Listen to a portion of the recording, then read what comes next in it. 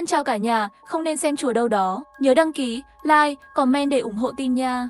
Một công ty dược phẩm sinh học xuyên quốc gia, thông qua việc chiết xuất tủy não động vật, đã phát triển ra thuốc tăng cường trí tuệ. Nó có thể làm chậm cảm nhận về dòng chảy thời gian của con người. 1 giờ trong thế giới bình thường, trong mắt người sử dụng là 2 giờ trôi qua.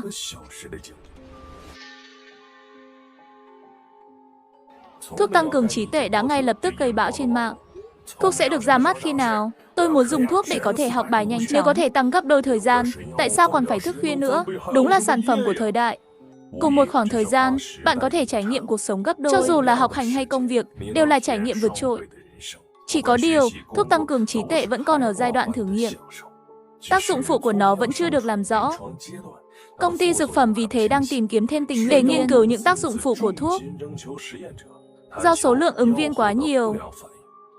Và may mắn, anh trai tôi làm việc trong ngành sinh học, đã giúp tôi có cơ hội này.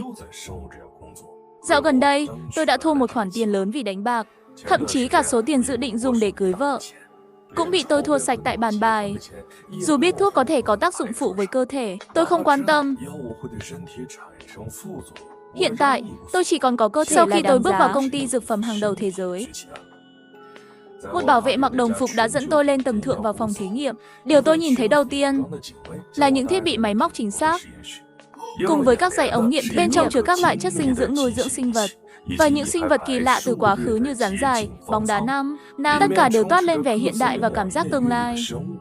Khi tôi đang ngạc nhiên nhìn xung quanh, một ông lão mặc áo trắng tiến đến trước mặt tôi. Ông chỉ là bảo vệ. Bạn là tình nguyện viên tham gia thử nghiệm phải không? Bạn đã hiểu cơ chế và tác dụng phụ của thuốc chưa? Cơ chế thuốc và tác dụng phụ tôi có nghe anh trai nói qua. Dù sao tôi cũng chỉ chú tâm vào chuyện tiền bạc. Tôi tên là Hạ, tôi chỉ nghe anh trai nói thuốc có tác dụng mạnh mẽ. Về tác dụng phụ, hình như anh có nhắc đến trong điện thoại. Nhưng tôi không chú ý. Nhưng tôi đã quyết định thử.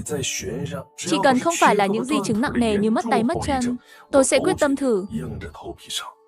Dù sao cũng coi như là đền tội cho những sai lầm trong quá khứ của mình. Thấy vẻ mặt tôi đầy lo lắng, ông lão trước mặt tôi đoán được phần nào.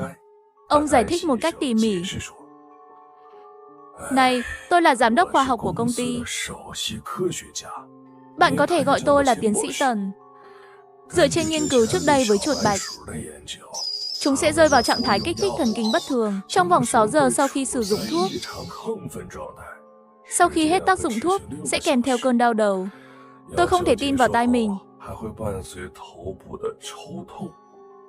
Chỉ là cơn đau đầu nhẹ thôi à? Thế này thì... Tôi thở phào nhẹ nhõm, nghĩ rằng chỉ là một cơn đau đầu nhỏ. Đau đầu nhẹ thì có sao đâu. Tiến sĩ Tần nhìn tôi một cách im lặng, bảo tôi vào một phòng thiết bị để ghi lại các chỉ số cơ thể. Sau đó, ông đưa cho tôi một viên nang trong suốt. Tôi có thể thấy rõ chất dịch bên trong viên nang. Tôi không ngần ngại mà uống ngay viên thuốc đó. Ngay lập tức, tiến sĩ Tần lại tiến hành kiểm tra toàn thân tôi. Sau khi ghi lại dữ liệu, ông hỏi: Bạn cảm thấy thế nào? Tôi cảm thấy mọi thứ đều trở nên rất chậm. Vậy là sao? Thực tế, ngược lại. Thực ra, suy nghĩ của bạn đang trở nên nhanh hơn. Bộ não của bạn đang hoạt động với tốc độ gấp đôi, khiến mọi thứ xung quanh trở nên chậm lại. Sau đó, tiến sĩ Tần đưa cho tôi một vài mê cung phức tạp. Các bài kiểm tra trí tuệ, yêu cầu tôi giải quyết. Những bài kiểm tra trí tuệ ít ỏi này, lúc này tôi giải quyết một cách dễ dàng. Tôi cảm thấy bộ não của mình cực kỳ nhạy bén. Mọi chi tiết dù nhỏ nhất đều trở nên rất rõ ràng. Trong khoảnh khắc đó, tôi cảm thấy mình đang ở đỉnh cao chưa từng có. Sau bài kiểm tra trí tuệ, tôi lại tiếp tục trải qua vài bài kiểm tra thể lực. Tốc độ, sức bùng nổ và phản ứng của tôi đều đã có sự cải thiện đáng kể. Dù tôi là một người không có kinh nghiệm đánh võ, nhưng dưới sự trợ giúp của thuốc, tôi có thể thể hiện khả năng gần như của một võ sĩ hạng nhất. Sau khi hoàn thành một loạt các bài kiểm tra, tiến sĩ Tần đã trả cho tôi một nửa lương. Sau đó, ông đưa cho tôi một viên thuốc trong suốt, dặn dò tôi: Ngày mai dậy sớm rồi uống, rồi quay lại đây làm một bài kiểm tra. Khi đó nhiệm vụ của bạn sẽ hoàn thành. Cảm ơn, chỉ cần gật đầu. Tôi cảm thấy có chút không thể tin được. Nhiệm vụ thử nghiệm dễ dàng như vậy sao? Cảm giác này khiến tôi có chút xấu hổ. Trong khi tôi đang âm thầm cảm ơn mình, tôi thấy tiến sĩ Tần bỗng nhiên trở nên nghiêm túc. Ông nhìn tôi chằm chằm. Nhớ kỹ nhé, tuyệt đối không được uống thuốc trước thời gian, nếu không, hiệu quả của thuốc sẽ cộng dồn. Điều này có thể gây ra những biến đổi đáng sợ. Không ai có thể biết trước được. Tôi bị vẻ mặt nghiêm túc của tiến sĩ Tần làm sợ hãi, chỉ có thể cứng ngắc gật đầu. Trên đường đi tàu điện ngầm gặp bạn gái, tôi phát hiện những video ngắn bình thường. Trong mắt tôi giờ đã biến thành slideshow. Tôi phải phát lại ở tốc độ nhanh hơn, mới có thể đảm bảo cảm giác xem bình thường. Sau khi giả vờ, tôi dùng tiền từ thí nghiệm mua mỹ phẩm mà bạn gái tôi mong muốn bấy lâu. Khi thấy cô ấy vui vẻ, tôi có chút cảm thấy tội lỗi. Kể từ khi tôi bắt đầu đánh bạc, không biết đã bao lâu rồi, tôi chưa tặng cô ấy món quà tình cảm. Không biết bao lâu rồi, tôi quyết tâm phải bù đắp cho cô ấy.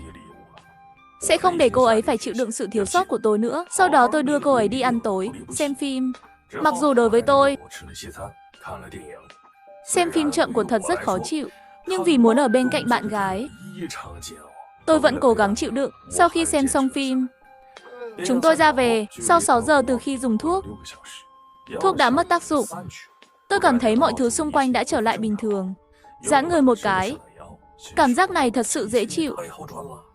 Khi chúng tôi đi bộ về nhà, đi qua một con hẻm nhỏ, một sự cố bất ngờ xảy ra. 3 tên cướp đeo mặt nạ chặn chúng tôi lại. Chúng không chỉ muốn cướp tôi. 3 tên cướp không chỉ muốn cướp tiền của tôi mà còn có ý đồ xấu với bạn gái tôi. Nhìn thấy bạn gái tôi hoảng sợ, tôi căng thẳng, chỉ muốn thoát khỏi tình huống này. Đuổi theo bạn gái, nhìn cô ấy cô ấy thật mềm mại. Anh bạn, chúng ta đã nói rồi, sao không mời các anh em uống chút súp chứ? Đừng cản tôi chỉ nhìn họ với ánh mắt đầy giận dữ. Cơn giận bùng cháy trong lòng tôi. Nhưng họ đều mạnh mẽ và có vũ khí. Tôi làm sao có thể đánh lại được? Bất ngờ tôi nghĩ đến viên thuốc thông minh trong túi. Mặc dù tiến sĩ Tần đã dặn đi dặn lại, không được uống trước thời gian quy định, nhưng vì để cứu bạn gái, tôi không còn cách nào khác. Tôi lợi dụng lúc bọn cướp đang bận chú ý, lén lút lấy viên thuốc và nuốt ngay. Ngay lúc đó, tôi cảm thấy mọi thứ xung quanh đều chậm lại. Không do dự, tôi lập tức tấn công bọn cướp, đánh nhau với chúng. Không hề chậm chạp, những đòn tấn công của bọn chúng trong mắt tôi đều rất chậm. Tôi dễ dàng tránh được mọi đòn đánh, rồi lần lượt tấn công từng tên, khiến 3 tên cướp ngã xuống đất. Tôi không thể tin được, nhìn thấy bọn chúng ngã xuống, miệng chúng há to. Ngay lập tức, cô ấy lao vào tôi, hôn lên má tôi. Em yêu, anh thật tuyệt vời. Nhìn vào đôi mắt ngập tràn tình cảm của cô ấy, tôi cảm nhận được tình yêu của cô ấy dành cho tôi. Cảm giác như quay lại thời trung học. Cô ấy cuốn lấy tôi, chúng tôi cuốn quýt nhau. Nhìn cô ấy với ánh mắt đầy đam mê, tôi cảm nhận được tình yêu của cô ấy dâng trào. Cô ấy không thể chờ đợi hơn nữa. Cảm giác này thật tuyệt vời. Chúng tôi cuốn lấy nhau một lần nữa. Nhưng vì vấn đề cảm nhận tương đối, mọi cử động của tôi như được tăng tốc. Sau khi xong, bạn gái tôi vẫn còn cảm thấy chưa đã. Thấy vậy, tôi không kìm lòng được, lấy viên thuốc xanh nhỏ mà tôi giấu. Quyết định tiếp tục tấn công bạn gái. Lần này tôi thật sự rất xuất sắc. Nhìn vẻ mặt chán nản của cô ấy, tôi hài lòng cười nhẹ. Khi đi ngủ, tôi vẫn lo lắng về tác dụng phụ của thuốc. Dù sao thì lúc đó, vẻ nghiêm túc của tiến sĩ Tần khiến tôi lo lắng. Nhưng nghĩ lại, cơ thể tôi cũng không có gì lạ. Có lẽ tiến sĩ Tần đã làm quá vấn đề lên. Tuy nhiên, tôi nằm trên giường lăn qua lộn lại, vẫn không thể ngủ được. Có thể là do tác dụng phụ của thuốc, tinh thần tôi vẫn trong trạng thái cực kỳ hưng phấn. Tôi xuống giường và uống thêm 200 viên thuốc, nhưng tình hình lại phát triển theo hướng tồi tệ nhất. Dưới sự tác động của các loại thuốc, bộ não tôi trở nên càng hưng phấn hơn nữa. Điều đáng lo ngại là cảm nhận của tôi về mọi thứ xung quanh càng trở nên nhạy bén hơn. Thời gian ban đầu chỉ 1 phút. Trong mắt tôi, nó trôi qua đến 4 phút. Tôi nghĩ thầm trong lòng, đây chắc chắn là tác dụng phụ của thuốc, nó đã lệch khỏi quỹ đạo ban đầu. Và ngay lúc đó tôi nhận ra một vấn đề. Đó là sự nhanh nhạy trong tư duy mang lại sự tiện lợi. Tôi có thể xử lý thông tin nhanh hơn, tốc độ ra quyết định nhanh chóng hơn. Nhưng tế bào thần kinh trong não vẫn cần thời gian để truyền tải thông tin. Và các chuyển động cơ thể con người cũng không thể thoát khỏi giới hạn sinh học. Nói cách khác, dù hành động của tôi có nhanh hơn người bình thường, nhưng giới hạn cũng chỉ là gấp đôi tốc độ, không thể như trong phim, chuyển động trong tích tắc. Nhưng lúc này, tốc độ não của tôi lại đạt gấp 10 lần so với bình thường. Mỗi một cử động đơn giản, Trong mắt tôi đều kéo dài đến hàng phút đồng hồ. Điều này thật sự là một sự hành hạ lớn. Tôi không biết sẽ thế nào tiếp theo. Nhưng rõ ràng, việc gặp tiến sĩ Tần để tìm cách giải quyết tác dụng phụ của thuốc là lựa chọn tốt nhất. Không do dự, tôi lập tức ra ngoài và đến phòng thí nghiệm. Nhìn một lần nữa vào bạn gái đang ngủ say. Tôi không gọi cô ấy dậy, mà chỉ xuống dưới và gọi xe taxi. Trong khi tôi đang trên xe, tình trạng còn tiếp tục xấu đi. Tốc độ dòng thời gian ngày càng chậm lại. Những 5 phút ban đầu giờ dài như một ngày. Khi tôi cuối cùng cũng lên được xe, nói ra điểm đến, câu đầu tiên, tôi mất đến cả 1 tiếng đồng hồ. Tôi biết rằng tác dụng của thuốc đã hoàn toàn mất kiểm soát. Trong thực tế, chỉ vài giây trôi qua đã trở thành cảm giác 1 giờ đồng hồ. Quá trình đi đến công ty này mất 20 phút đi xe, nhưng lúc này lại mất cả 1 tháng. Điều khiến tôi tuyệt vọng là khi lên xe, tôi nhận ra thời gian trôi qua nhanh chóng nhưng không thể theo kịp. Mỗi giây phút trôi qua, cảm giác thời gian như kéo dài cả một ngày, mà thực tế chỉ là vài phút. Lúc này, tôi ngồi ở ghế sau, chậm rãi chịu đựng nỗi khổ về thời gian. Cảm giác này thật sự như bị giam cầm, bị giam trong không gian chật hẹp, giữ nguyên một tư thế không thể cử động. Chịu đựng sự hành hạ này, cảm giác tội phạm sẽ chết dần trong sự tuyệt vọng. Nhưng họ chỉ cần vài ngày, chỉ vài chục ngày là có thể kết thúc. Còn tôi phải đợi cả 5 tháng, sống trong sự khổ sở này. Thưa ông, đến nơi rồi. Tôi không biết đã trôi qua bao lâu, có thể là vài năm hoặc vài chục năm, tôi cuối cùng cũng đã đến. Chỉ còn lại cổng công ty. Khi tài xế quay lại, anh ta giật mình rất mạnh. Thấy tôi ngồi phía sau với ánh mắt trống rỗng, nước mắt liên tục chảy xuống. Cả người tôi cứng đờ, ngồi im trong ghế sau. Hệ thống não của tôi hoàn toàn rối loạn. Cảm giác thời gian chậm lại, mà đầu óc tôi đang tràn ngập những tín hiệu không ngừng. Hàng nghìn tín hiệu, chúng mâu thuẫn với nhau trong đầu tôi.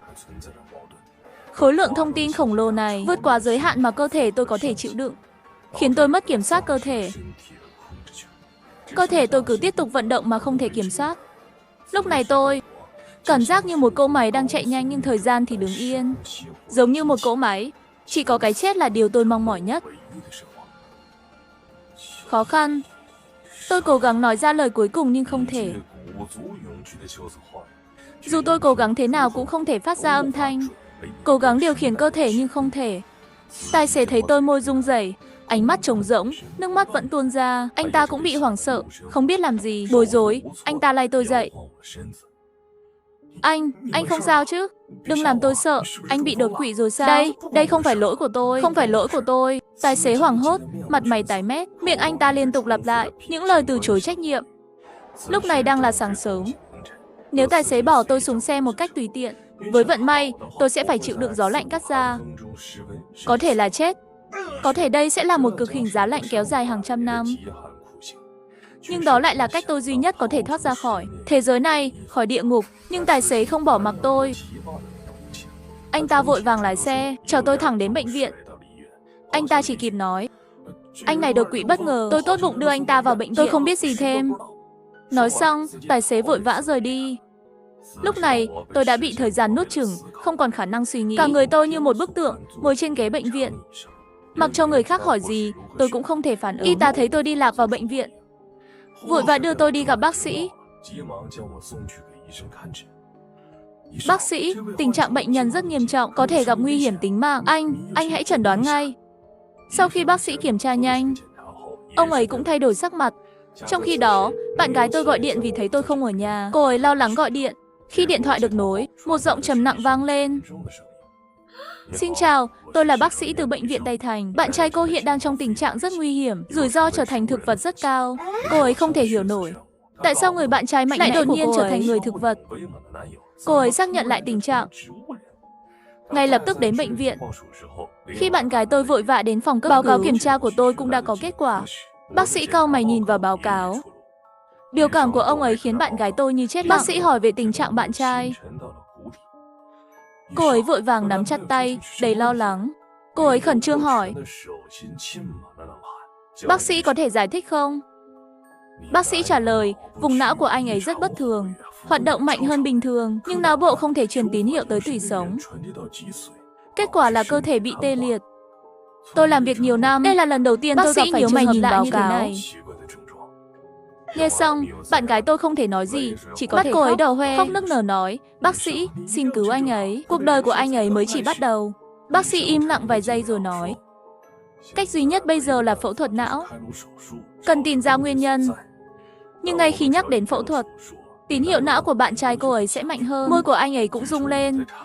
Bác sĩ nói tiếp, dựa trên kinh nghiệm của chúng tôi, đây có thể là dấu hiệu phản đối phẫu thuật của anh ấy. Bạn gái tôi lau nước mắt và nói kiên quyết, không thể, anh ấy sẽ không phản đối đâu. Cô ấy hiểu anh ấy, dù có chết, anh ấy cũng sẽ không chấp nhận việc mình bị tê liệt. Bác sĩ, hãy nhanh chóng chuẩn bị phẫu thuật. Tôi sẽ đi lo liệu chi phí phẫu thuật. Bác sĩ gật đầu và không nói gì thêm.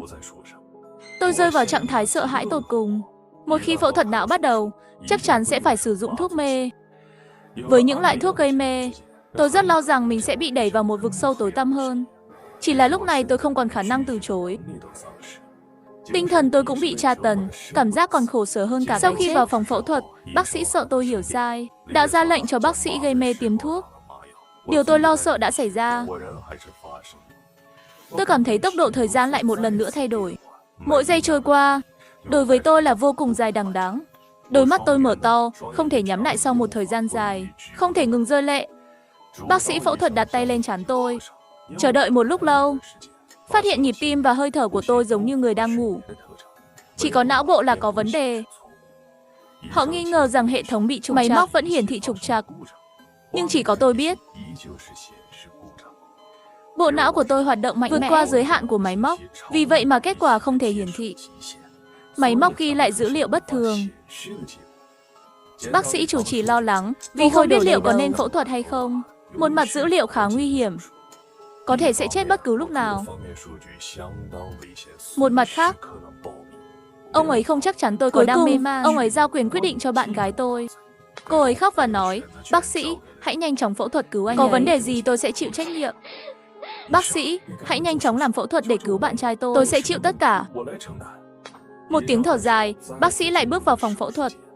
Với sự phối hợp của dao mổ sắc bén và bác sĩ, đã mở sọ của tôi ra. Máy đo sóng não bắt đầu phản ứng mạnh. Bác sĩ phẫu thuật giật mình, nhìn vào máy móc đang phát ra ánh sáng kỳ lạ. Trợ lý bên cạnh hỏi, có phải máy tính bị lỗi không? Bác sĩ lắc đầu và không thể hiểu được nguyên nhân. Ông ấy nghĩ đến một khả năng, có thể sóng não của tôi đã phản hồi lại và tác động đến máy móc. Nhưng tần số và giá trị của sóng này vượt qua khả năng nhận tín hiệu của máy móc nhiều lần. Vì vậy có thể đã gây ra lỗi phần cứng. Nhưng rất nhanh, bác sĩ tự chế giễu và lắc đầu. Ông ấy phủ nhận giả thuyết này, nói rằng máy móc có giới hạn rất cao trong việc lưu trữ thông tin. Dù sao cũng sẽ không thể hiển thị ra ngoài, cũng sẽ không gây ra sự cố hệ thống. Nếu như vậy mà gây ra một vụ nổ, thì lúc đó mục đích của anh ta là gì? Anh ta phải chịu đựng nỗi đau lớn như thế nào? Dữ liệu này sẽ lớn đến mức khó có thể tưởng tượng. Lắng nghe đó là lịch sử, mọi đau khổ của nhân loại cũng chưa chắc có thể sánh bằng. Nghĩ đến đây, tôi lại quay lại để tiếp tục phẫu thuật. Trong khi tôi bị mổ, tình hình không ngừng trở nên nghiêm trọng. Tôi sẽ bị giam cầm trong thế giới này.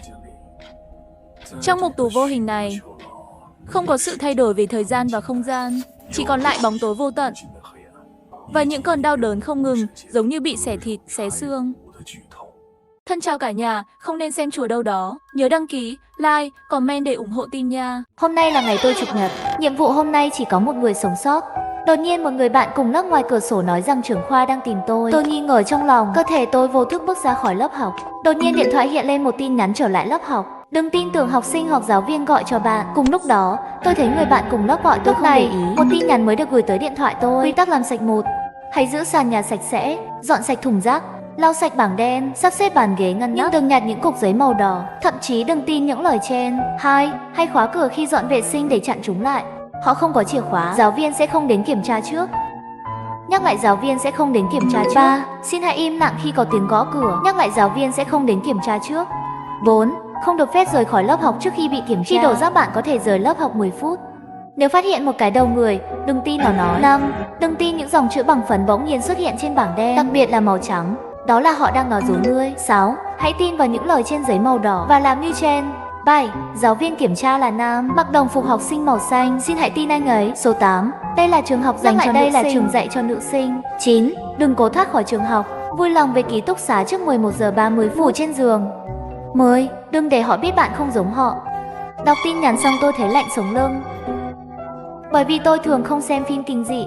Nhưng tôi cũng biết một chút về những quy định này trong thông tin này rõ ràng là mâu thuẫn, không thể xác nhận được là đúng hay sai. Hơn nữa không có tín hiệu nào trên điện thoại cả. Bạn nhận được tin nhắn văn bản như thế nào? Tôi không biết tại sao điều này lại xảy ra với tôi. Lúc này cả sân trường im lặng. Im lặng đến mức tôi có thể nghe thấy nhịp tim hỗn loạn của chính mình. Tôi hơi sợ và đóng cửa lại, nhìn ra ngoài cửa sổ một cách vô thức. Bên ngoài có sương mù như một rào cản vững chắc. Tôi hơi do dự nhưng vẫn đóng cửa sổ. Đột nhiên tôi quay lại, bởi vì vừa rồi có một khoảnh khắc tôi có cảm giác như vô số ánh mắt đang nhìn chăm chăm vào mình. Thực chất giống như, tôi không rõ làm thế nào để mô tả điều này, giống như bị mù. Nhưng đôi mắt tối mách bảo tôi rằng tôi là người duy nhất trong lớp. Là ảo giác sao?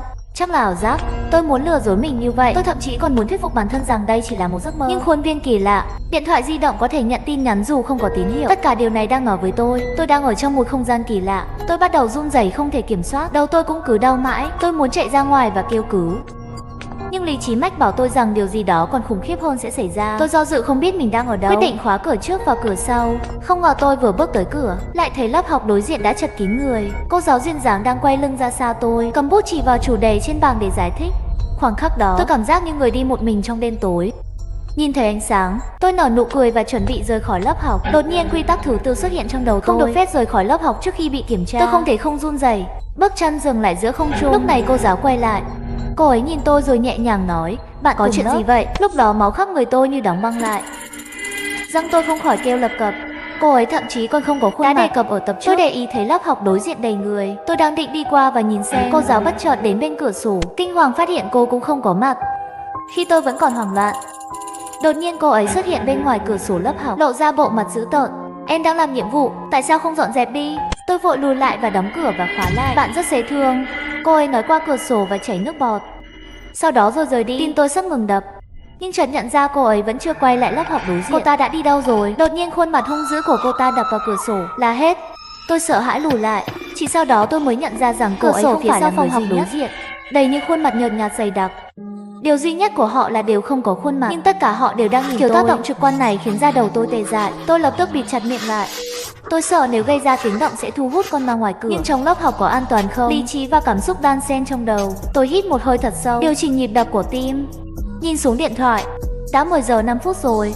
Một lát sẽ có giáo viên kiểm tra vệ sinh. Tôi ngồi bệt xuống đất trong tuyệt vọng, nhìn vào các quy tắc trên điện thoại, in từng cái trong tâm trí. Khi tôi lo lắng về các quy tắc, tiếng phấn lạch cạch chợt vang lên trong lớp học. Tôi thận trọng ngẩng đầu lên. Tôi nhìn thấy phấn trắng viết trên bảng đen: giáo viên sẽ tức giận nếu bạn không dọn dẹp. So với đoạn này, điều tôi sợ hơn là viên phấn lơ lửng giữa không trung. Lúc này tôi chắc chắn rằng lớp học không an toàn. Và tôi thấy trong lớp có thêm một cổ bóng giấy màu đỏ. Ngay dưới chân tôi. Nó xuất hiện khi nào? Tôi không biết gì cả. Tôi đã từng thấy một số câu chuyện về quy tắc kỳ lạ trước đây. Biết rằng miễn là bạn tuân theo đúng quy tắc, bạn sẽ ổn thôi. Tôi tự an ủi mình, nghiến răng và nhặt trổ lên. Tôi lặng lẽ dọn dẹp, cố gắng đừng để những nỗi sợ hãi đó che mờ khả năng phán đoán và rối bời trong trái tim tôi. Có nên nhặt cổ bóng giấy màu đỏ lên hay không? Tôi có nên tin những dòng chữ phấn trắng trên bảng đen không? Mà giáo viên ngoài cửa đã thấy tôi đang dọn dẹp cẩn thận. Móng tay nó cuối cùng đã từ bỏ việc gãi trở lại lớp học của cô ấy. Tôi chợt nhớ đến những cảnh tượng kỳ lạ đó. Có ai đang ngồi trên ghế vào lúc này không? Chỉ là tôi không thể nhìn thấy. Sau khi nhận ra điều đó, tôi run rẩy, mồ hôi lạnh chảy xuống bàn. Rồi tôi nhìn thấy giọt mồ hôi bị xóa sạch từng chút một bởi những thứ vô hình. Cửa bị gõ. Tôi ngước lên và thấy cô hiệu trưởng đang đứng ở cửa. Dọn dẹp đi. Tại sao bạn lại khóa cửa? Tôi lấy điện thoại ra và kiểm tra thời gian. 10 giờ 15 phút. Giáo viên sẽ không đến kiểm tra trước. Quy tắc này đã được lặp đi lặp lại nhiều lần. Tôi vô thức nhìn sang lớp đối diện. Không có ai ở đó. Dường như mọi thứ vừa rồi chỉ là ảo giác. Được rồi, đã quá muộn rồi. Đừng dọn dẹp nữa. Hãy quay trở lại ký túc xá của bạn và nghỉ ngơi. Trong tai có vô số thứ nhỏ bé và giọng nói quyến rũ. Mở cửa và ra khỏi đây. Những âm thanh đó dường như đi thẳng vào đầu tôi, kiểm soát chuyển động của tôi. Tôi bước một bước, không thể không bước về phía cô ấy. Khoảnh khắc tôi chạm vào ổ khóa, đột nhiên tôi phản ứng lại. Trường có giáo viên này không? Nếu bạn vô tình lạc vào thế giới này, bạn có thể sống sót ra ngoài không? Đã đề cập ở cô giáo đột nhiên đi tới cửa. Đã quá muộn rồi, đừng dọn dẹp. Hãy quay trở lại ký túc xá của bạn. Ngoài ra tôi còn nghe thấy vô số âm thanh lạ lùng khác. Mở cửa và ra khỏi đây. Những âm thanh đó dường như đi thẳng vào đầu tôi, kiểm soát chuyển động của tôi. Tôi bước một bước, không thể không bước về phía hắn. May mắn thay, khoảnh khắc tôi chạm vào tay nắm cửa. Cô bé dễ thương này thực sự có thể mê hoặc mọi người. Chỉ một ít thôi. Tôi ngước nhìn cô giáo ngoài cửa. Cô ấy vẫn xinh đẹp như vậy, dường như có một tia sáng nhỏ trong mắt, luôn cám dỗ tôi. Có chuyện gì vậy? Tôi là học sinh đang trực. Tôi lùi lại nhanh hơn, sắc mặt tái nhợt. Cô ấy nhìn tôi lùi lại. Nụ cười dịu dàng dần biến mất. Biểu cảm bắt đầu trở nên dễ thương. Mở cửa nhanh lên. Tiếng gõ cửa ngày càng to hơn, ngày càng nặng hơn. Cánh cửa như muốn sụp, có vẻ như nó sẽ bị đập tan trong khoảnh khắc tiếp theo. Quay lại và ngừng nhìn cô ta, tiếp tục lau chùi một cách run rẩy. Bởi vì tôi không biết làm cách nào để thay đổi hiện trạng, tôi chỉ có thể chọn tiếp tục làm nhiệm vụ. Ngay khi tôi chuẩn bị đi đổ rác, một cái đầu bất ngờ xuất hiện trên thùng rác. Đừng mở cửa. Tôi choáng váng một lúc, quy tắc 4 hiện lên trong đầu tôi khi tôi tìm thấy một cái đầu người khi đang đi đổ rác. Đừng tin lời nói của nó. Tôi kinh hãi nhìn thùng rác. Cậu phải nhặt cục giấy màu đỏ đó ở bên trong có một lối thoát. Tôi không biết có nên tin vào các quy tắc hay tin vào cái đầu kỳ lạ này. Luật lệ bảo tôi đừng tin những gì nó nói, nhưng cô ấy bảo tôi đừng mở cửa. Có phải nói ngược lại không? Quy tắc thứ tư này là giả. Tôi có thể tin tưởng cô ấy, không được phép nhìn nó. Đừng lấy đồ ăn của tôi. Cô gái bên ngoài đập cửa càng lúc càng gấp. Chẳng mấy chốc, âm thanh kinh hoàng xuất hiện. Kính sắp vỡ. Nhanh lên, đã qua nửa giờ rồi đấy. Một lát kính vỡ, nếu nó bị hỏng, bạn đã toang. Tôi có nên tin cô ta không? Có lẽ nào hai kẻ này đang cùng nhau chơi tôi? Có tiếng kính vỡ. Tình trạng này không còn cho phép suy nghĩ nhiều hơn nữa. Tôi liền nhặt mảnh giấy màu đỏ lên. Tiếng đập cửa đã dừng lại. Giáo viên ngoài cửa nhìn tôi đầy tham lam và nham hiểm. Từ từ rời đi. Tôi nắm chặt tờ giấy màu đỏ đó. Không biết tại sao anh ấy lại cười nhạo tôi vì sáu phạm nội hay là anh ta cố tình giấu tôi. Tay tôi run, bắt đầu phân loại diện mạo của những con quái vật này. Lần đầu tiên tôi bước ra khỏi lớp bằng một chân. Lần thứ hai tôi không dọn dẹp cũng không khóa cửa. Lần thứ ba tôi không nhặt tờ giấy đỏ. Điều đó có nghĩa là tôi đã phá vỡ các quy tắc rồi sao? Tuy nhiên, đúng là cứ mỗi lần sáu phạm là quái vật lại xuất hiện. Khi tôi nhặt tờ giấy màu đỏ lên thì con quái vật đã biến mất. Có nghĩa là không nên nhặt tờ giấy màu đỏ không? Cậu còn đang do dự điều gì? Nhanh chóng mở của bóng giấy màu đỏ ra đi. Tôi liếc nhìn cô ta. Cô ấy trông khá dễ thương, có vẻ như vô hại. Tôi từ từ mở cuộn giấy ra. Trên đó có một câu: thoát khỏi lớp sau khi đổ rác. Không cần đợi giáo viên kiểm tra. Trên đó viết gì vậy? Tôi không trả lời cô ta. Anh lại vo tờ giấy lại thành của bóng rồi ném vào thùng rác. Tôi đã bảo giữ im lặng nhưng tôi không bảo bạn đừng nói. Ngươi đang cố giết ta à? Tôi vẫn chưa nhận lỗi. Thật ngu ngốc khi tin tưởng một cái đầu ở một nơi như thế này. Nhưng bây giờ thực sự đã đến lúc phải vứt rác. Đâu người có bị coi là rác rưởi không? Và ở bên ngoài có an toàn không? Tôi đã nhìn ra ngoài cửa sổ. Hành lang vắng lặng và vắng lặng. Nhưng con quái vật đó dường như đã biến mất. Nếu bạn vô tình lạc vào thế giới này, bạn có thể sống sót ra ngoài không? Tập trước có nói, tôi phát hiện ra là không nên nhặt tờ giấy màu đỏ. Quy tắc này là giả. Trên đó viết gì vậy? Tôi phớt lờ cô ấy. Tôi vo tờ giấy lại thành của bóng rồi ném vào thùng rác. Cô tin tôi đi, tôi đang bị thế giới này hại.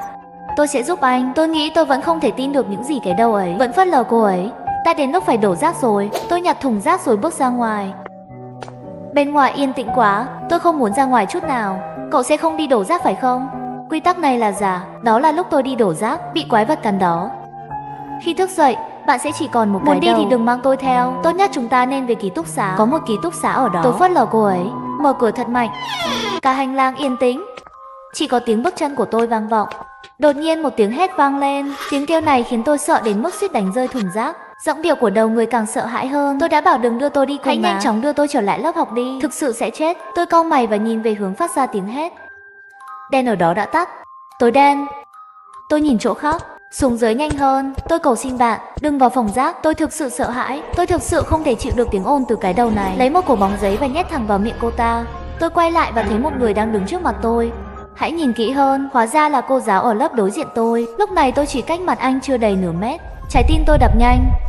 Bạn muốn đi đâu? Thầy ơi, em cần đi đổ rác. Khoảnh khắc lên tiếng, tôi và cái đầu đều sững sờ. Có lẽ cô ấy không mong đợi tôi sẽ nói chuyện. Và tôi không ngờ rằng giọng nói của mình lại giống giọng con trai. Đợi đã, có thể nào tôi là con trai không? Vậy tại sao trước đây bạn lại nghĩ mình là con gái? Lý do vì sao luật lệ bảo tôi phải im lặng? Có lẽ nó ngăn cản tôi khám phá giới tính của mình. Cô ơi, cô đang cản trở em dọn phải không? Tất nhiên tôi không phải là học sinh đang trực nhật. Tôi phớt lờ cô ta và đi thẳng xuống tầng dưới. Cảnh tượng phía sau tôi như một cái bóng nhưng đã không theo dõi. Tôi thở hổn hển. Tôi cá là đúng. Quả nhiên, các quy tắc sẽ hạn chế cả hai bên. Từ quan điểm này, nó không vô vọng. Tôi có thể tồn tại với những quy tắc này. Nghĩ đến đây, tôi tăng tốc. Kiểm tra vệ sinh lúc 10 giờ 30 phút. Vẫn còn 9 phút để kiểm tra. Thời gian đổ rác là 10 phút. Tôi đã mất 3 phút rồi. Tôi phải đến phòng rác trong 7 phút nữa. Và quyết định không đổ rác. Có nên tin vào phán đoán của cái đầu này không? Ôi anh giỏi quá. Tôi chỉ sợ chết khiếp. Cô làm cái quái gì vậy? Đầu người không trả lời lời tôi. Chỉ cần thận trọng để đến được sảnh. Đừng dừng lại. Tôi gật đầu. Nhìn về phía bậc thang dẫn lên sảnh tầng 1. Bước xuống thì không thể quay trở lại nữa. Bạn đã gặp bao nhiêu người ở đây? 108 người. Có bao nhiêu người trốn thoát? Nó sững sờ một lúc, thể hiện vẻ mặt buồn bã, không trả lời tôi. Tôi kiên quyết bước xuống những bậc thang. Hành lang tầng 1 tối om. tôi đã không dừng lại, bước đi từng bước. Tại thời điểm này, tôi như bị nhốt trong hộp đen, không thể nhìn thấy gì, chống lại mong muốn chạy, tiến lên từng bước một. Tôi đói quá. Tôi đói quá. Hãy cho tôi mắt của bạn để ăn. Ăn xong, tôi sẽ bí mật cho cậu rời khỏi ngôi trường này. Tôi tin bạn. Ôi, bạn thật là tuyệt vời. Đá bay tất cả ma nữ ra xa 2,5 mét. Phía trước là sảnh. Hãy nhớ đừng bao giờ ở lại sảnh. Tôi gật đầu và tiếp tục đi về phía trước. Trong hành lang tối, tiếng cười thỉnh thoảng vang lên thật đáng sợ. Tôi đè nén nỗi sợ hãi trong lòng, bước nhanh tới cửa. Làm tôi sợ chết. Chúng ta về ký túc xá nhanh thôi. Cho đến ban ngày là có thể trốn thoát. Bạn sẽ không tới phòng rác phải không? Mày muốn ném tao ra ngoài? Tôi phớt lờ cô ấy, chạy nhanh đến phòng rác. Làm ơn đừng bỏ rơi tôi, được không? Tôi luôn giúp đỡ bạn. Cậu không thể qua cầu rút ván được. Bạn đang giúp tôi à? Hay bạn cũng tuân theo nội quy của tòa nhà đó? Cứ ở trong thùng rác đi. Đang muốn lừa tôi xáo phạm các quy tắc. Mắt cô ta mở rộng, biểu cảm trở nên dễ thương. Tôi đã không ngần ngại, trực tiếp ném cô ta vào thùng rác. Tiếng gầm bất đắc dĩ của cô ta phát ra từ bên trong. Cô ấy rất thông minh, luôn giả vờ vô hại. Thậm chí còn nói với tôi rất nhiều thông tin, nhưng cũng liên tục lừa dối tôi về việc xáo phạm. Nếu tâm trạng tôi tệ hơn, tôi đoán là tôi đã bị lừa. Tôi đoán ra được lý do tại sao không nên làm sai các quy tắc. Cô ấy sợ tôi sẽ ném cô ấy ra ngoài như rác. Cô ấy chắc chắn sẽ bị hạn chế vào phòng rác. Những lời trên tờ giấy màu đó chắc là đáng tin cậy. Tôi sẽ không quay lại lớp học, cũng không thể về ký túc xá. Cái đầu đó thật nham hiểm và xảo quyệt, chắc chắn có âm mưu nào đó. Tôi nhìn vào điện thoại của tôi. Đã 10 giờ 28 phút rồi. Chỉ còn 2 phút nữa là giáo viên kiểm tra. Không thể quay lại lớp học ở ký túc xá. Còn có thể đi đâu nữa? Đừng cho tôi biết giới tính của mình là gì. Quy tắc 7 xuất hiện trong tâm trí. Giáo viên kiểm tra là nam, mặc đồng phục học sinh màu xanh. Xin hãy tin anh ấy. Tôi nghĩ đây không phải trường nữ sinh. Đó là lý do tại sao không cho tôi biết giới tính của mình. Có lẽ đây là chìa khóa để tôi trốn thoát. Nghĩ đến đây tôi quyết định đánh cược, trực tiếp gặp bảo vệ trường học. Khi tôi đến văn phòng thì không thấy một ai. Tôi nhìn vào điện thoại và đã 10 giờ 29 phút. Cần nhanh chóng tìm được người gác cổng của trường. Nhưng ngôi nhà này chỉ lớn như vậy thôi, hoàn toàn không thể che giấu được người. Điện thoại bắt đầu rung. Bây giờ là 10 giờ 30. Đã đến lúc giáo viên kiểm tra. Đột nhiên có một bàn tay đặt lên vai tôi từ phía sau. Tôi quay lại. Tôi thấy một ông già đang hút thuốc, mặc đồng phục học sinh màu xanh. Chàng trai có tốt không? Bạn có thể nhìn thấy tôi còn sống không? Trong 10 năm qua, kể cả bạn, tôi đã gặp 18 sinh viên. Mời vào. Tôi đứng ở cửa, do dự không biết có nên vào hay không. Đột nhiên có một tiếng gầm lớn ở phía xa. Cô giáo ma và đầu người đang bay về phía tôi. Nó nhằm vào tôi. Tôi quyết định nhanh chóng và ngay lập tức bước vào phòng. Giây tiếp theo đèn tắt. Tôi đã bị sốc. Hết rồi, không còn nơi nào để chạy nữa. Một lúc sau đèn lại sáng. Sau đó có tiếng đập cửa nặng nề. Tôi lùi lại 2 bước, nhìn người gác cổng. Đi ngủ đi, minh minh tôi sẽ đưa bạn ra ngoài. Tại sao vừa rồi ông lại tắt đèn? Muốn sống phải tuân theo quy luật. Ông ở đây bao lâu rồi? Tôi sẽ kể cho bạn nghe khi tôi gặp lại nhau trong tương lai. Thực sự thì cậu rất phù hợp ở đây. Nói xong ông ấy bỏ đi. Tôi nhìn người bảo vệ trường có chút bối rối. Ông ấy rõ ràng là người. Tại sao bạn lại nói những điều vô nghĩa? Ông bảo vệ vừa tắt đèn đã làm tôi sợ gần chết. Có vẻ ông ấy dường như đang bảo vệ tôi, nhưng tôi cũng không thể tin ông ấy. Tôi không thể tin ai ở đây. Sáng hôm sau, tôi vẫn đang ngủ thì có ai đó đánh thức. Đã đến lúc ra khỏi trường. Tôi đã lắng nghe anh ấy. Một số người không thể tin vào tai mình. Nhanh lên, sắp hết thời gian rồi. Tôi gật đầu đáp lại. Khoảnh khắc nhìn thấy cánh cổng, tôi cảm thấy phấn khích. Cuối cùng cũng thoát được. Người gác cửa nhìn tôi ngạc nhiên. Tất cả chỉ là rác thải. Một người khác thực sự đã bỏ chạy. Đến và đăng ký đi. Nói xong, ném sổ đăng ký cho tôi. Tôi thấy trên đó chỉ có thông tin của 5 người thôi. Đăng ký lớp học, thời gian đi chơi, tên của một người trong số họ bị chặn bằng mực đỏ. Không thể nhìn rõ bất cứ điều gì. Tôi vui vẻ ghi lại lớp học và giờ khởi hành. Nhưng khi viết tên tôi đã ngừng viết. Tại sao bạn không viết tên? Tôi phớt lờ anh ấy. Tôi chỉ cảm thấy có gì đó không ổn. Tôi ngước nhìn người gác cửa và nói, tôi là ai? Làm sao tôi biết bạn là ai? Hãy viết nhanh lên. Nói xong trông anh ta có vẻ dữ tợn. Ngay cả bầu trời cũng trở về bóng tối. Lúc này, những con quỷ đó lại xuất hiện. Họ nhìn tôi thèm thuồng bên cạnh người bảo vệ trường. Mắt tôi có hy vọng. Có bảo vệ, có giáo viên và nhân viên bảo vệ, nhưng không có tên. Quy tắc cuối cùng không để họ phát hiện ra. Cậu không thuộc về họ. Ban đầu tôi nghĩ quy tắc này là vô ích, nhưng tôi đã không nhận ra điều đó cho đến khi nhìn thấy sổ đăng ký. Họ đã biết tôi không thuộc về họ. Nhưng làm sao mới phát hiện ra đây? Chẳng phải nó đã bị phát hiện ngay lúc tôi đăng ký tên của mình sao? Không ai trong số họ có tên, chỉ có danh tính. Thế thì tôi làm nhiệm vụ. Đây thực sự không chỉ là một quy tắc, đó cũng là một tin nhắn. Tôi viết tên mình không ngần ngại.